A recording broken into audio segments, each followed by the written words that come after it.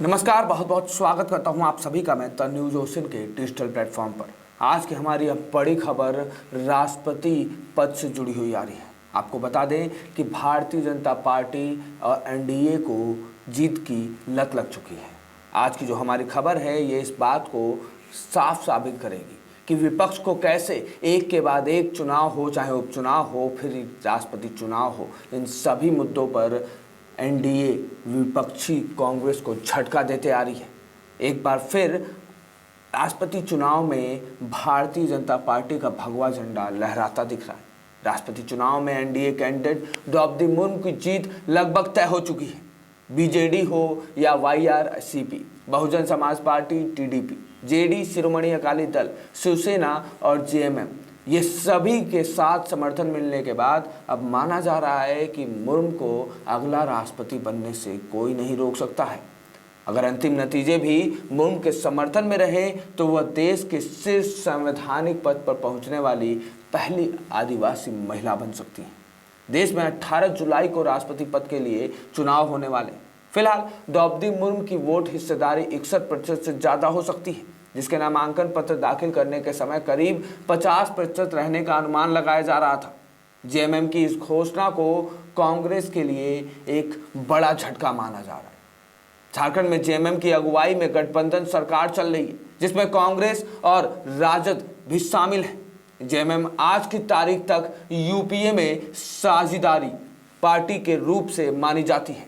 अब कांग्रेस और राजद के अलग हटकर जेएमएम के इस स्टैंड के बाद ऐसा कयास लगाए जा रहे हैं कि आने वाले दिनों में राज्य में नए राजनीतिक समीकरण विकसित हो सकते हैं।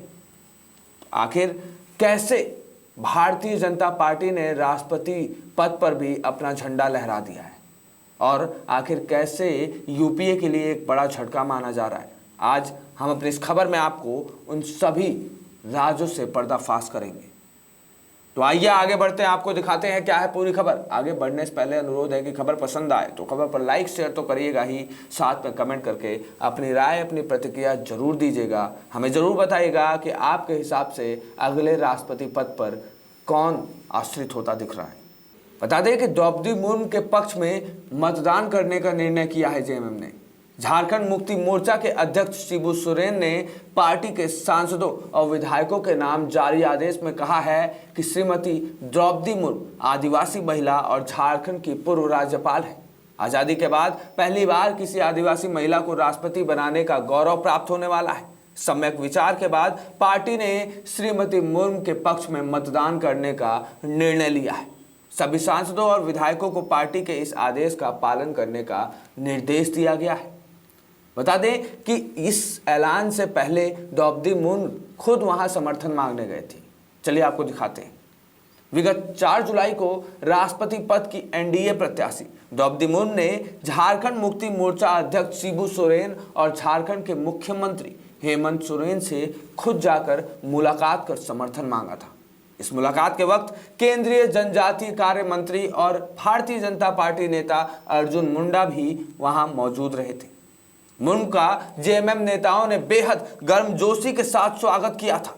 तब पार्टी ने आधिकारिक तौर पर उनके समर्थन की घोषणा तो नहीं की थी, लेकिन सीएम हेमंत सोरेन ने ट्वीट कर इसका साफ संकेत दे दिया था।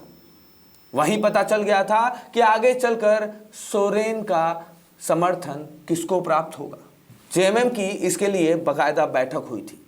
बता दें कि इससे पहले राष्ट्रपति चुनाव में पार्टी का स्टैंड तय करने के लिए झारखंड मुक्ति मोर्चा सांसदों, विधायकों और पार्टी के प्रमुख नेताओं की बाकायदा बैठक हुई थी, जिसमें ज़्यादातर ने द्रौपदी मुर्मू के प्रति समर्थन की अपनी राय व्यक्त की थी।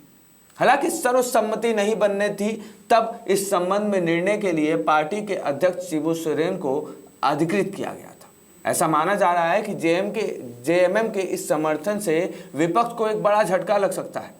झारखंड मुक्ति मोर्चा जेएमएम ने गुरुवार को मुर्मू का समर्थन करने की जो घोषणा की है वह एक चौंकाने वाली घोषणा थी, खास करके कांग्रेस पार्टी के लिए, जो हर जगह से धक्के खा रही है, अपने ही पार्टी में एक फूट को झेल रही है। अब वो एक प्रदेश में गठबंधन में भी फूट झेलने पे आ गई।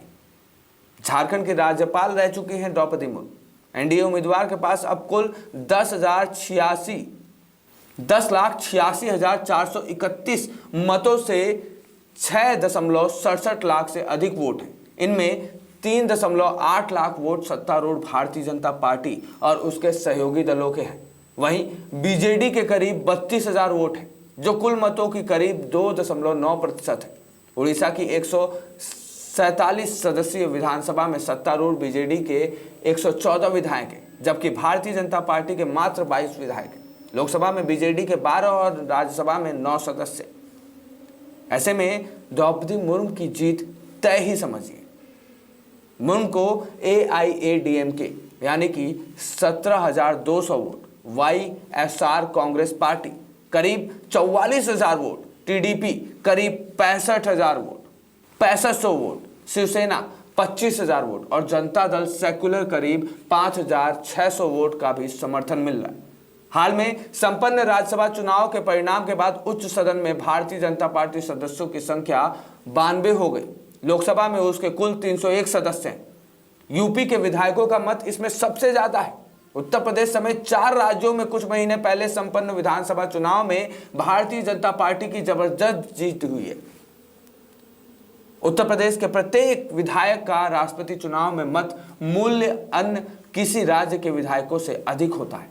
एनडीए में भारतीय जनता पार्टी उसके सहयोगी दलों के विधायकों की संख्या 2017 के राष्ट्रपति चुनाव के दौरान रही उनकी संख्या से कम है, लेकिन उनके सांसदों की संख्या तब से बहुत बढ़ गई है। राष्ट्रपति बनने के प्रबल दावेदार एनडीए में भारतीय जनता पार्टी और उसके सहयोगी दलों के विधायकों की संख्या 2017 के राष्ट्रपति चुनाव के दौरान रही उनकी संख्या से कम है, मगर सांसद बढ़े हैं, जिसकी वजह से उनको इसका फायदा मिल सकता है। मुर्मू अगर राष्ट्रपति बन जाती हैं तो स्वतंत्रता के बाद जन्मी इस शीर्ष पद पर पहुंचने वाली वह पहली नेता होंगी जो आदिवासी महिला होंगी। राष्ट्रपति चुनाव के निर्वाचक मंडल में करीब आधा मत मूल्य बीजेपी के पास है, जिसमें उसके विधायक भी हैं। ऐसे में उनके सहयोगी दल और पूर्वोत्तर राज्यों के कुछ अन्य दलों के मत जुड़ने से उनकी ताकत और बढ़ गई है। दूसरी तरफ विपक्ष संप्रग यानी कि UPA के सांसदों के वोट 1.5 लाख से कुछ अधिक है और राज्यों से उसके विधायकों के मतों की संख्या भी करीब इतनी ही होगी। राष्ट्रपति चुनाव 18 जुलाई को होगा और परिणाम 21 जुलाई को घोषित किए जाएंगे। आजादी के बाद जन्मा कोई शख्स पहली बार बनेगा राष्ट्रपति। मुर्मू अगर राष्ट्रपति बन जाती हैं तो स्वतंत्रता के बाद जन्मी इस शीर्ष पद पर पहुंचने वाली पहली नेता होंगी। राष्ट्रपति चुनाव के निर्वाचक मंडल में करीब आधा मत मूल्य भारतीय जनता के पास है, जिनमें उनके विधायक भी ज्यादा है।